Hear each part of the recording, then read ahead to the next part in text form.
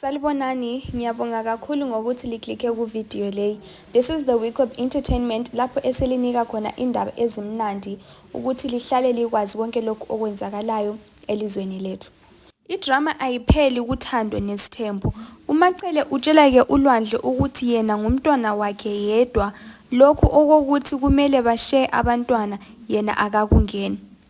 Lokhu kuvela-ke ebona ividiyo i-short clip yakhe uLwandle ekhuluma loMakhumalo. uLwandle uyamchasisela ukuthi akulalutho olwethusayo ngoba-ke yena nguye umntwanakhe njalo ngumntwana wabo bonke labo Makhumalo, oMangwabe loMayeni. Ku-short video leyo kuyakhanya nje ukuthi uMakhumalo uyamtshela uLwandle ukuthi ngumntwana wakhe laye njalo. Lokhu-ke yinko esikwaziyo thina ukuthi umntwana womfazi wakuqala kumbe ngumntwana womfazi wesingaki ngumntwana wabo bonke.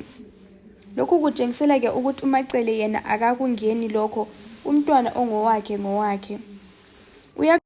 uMacele uyaqhubeka njalo yena uthi uyafuna nje ukuthi uwife number 5 abuye.